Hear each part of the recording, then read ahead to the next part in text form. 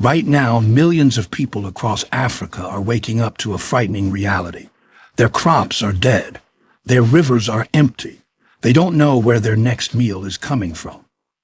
This is not a story about the distant future. This is happening today. A drought is not just dry weather.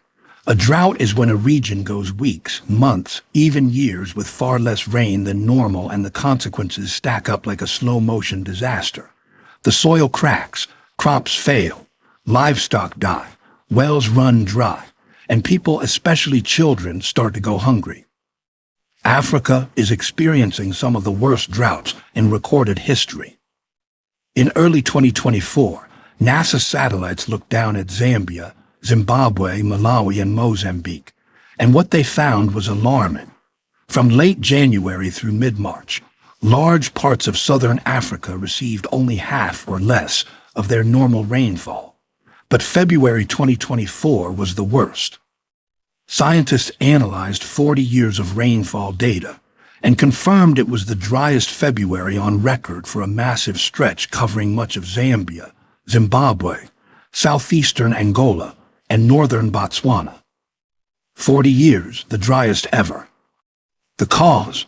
A weather event called El Niño, a warming of the Pacific Ocean that shifts global rainfall patterns, hitting southern Africa right during the growing season, when crops need water the most.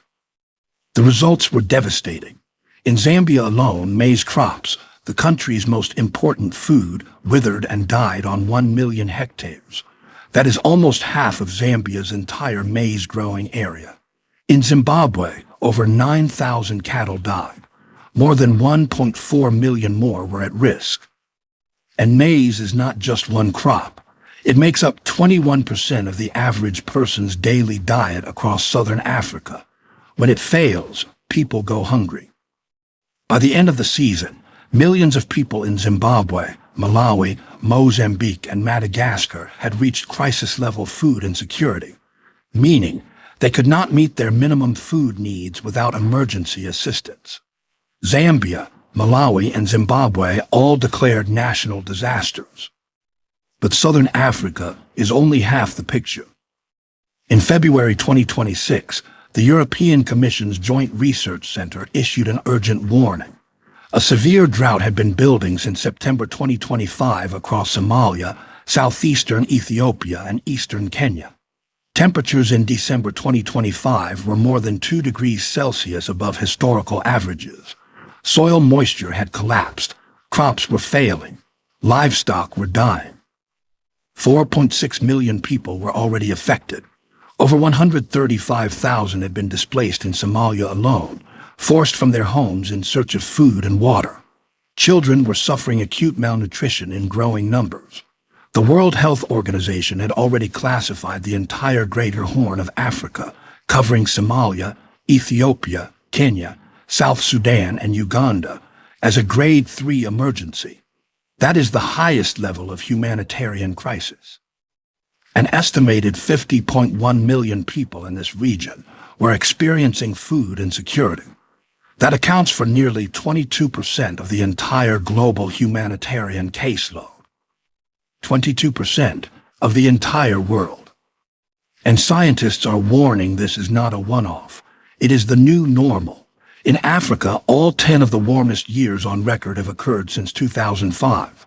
West Africa could see temperature rises of 3 to 6 degrees Celsius by the end of this century. Drier, hotter, more failed seasons. Farmers are not waiting. Across Africa, millions are already adapting, planting drought-resistant crops, building hand-dug irrigation canals, shifting planting seasons. These are acts of extraordinary resilience. But resilience has limits. Because the people suffering the most from this crisis contributed the least to causing it.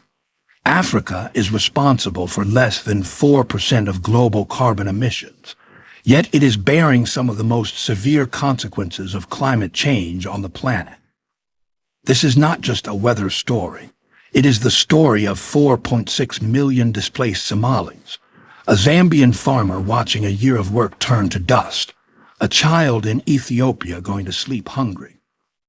And it is a warning for all of us. that this crisis will not stay contained within Africa's borders. Is the world paying attention? If this video made you think, share it.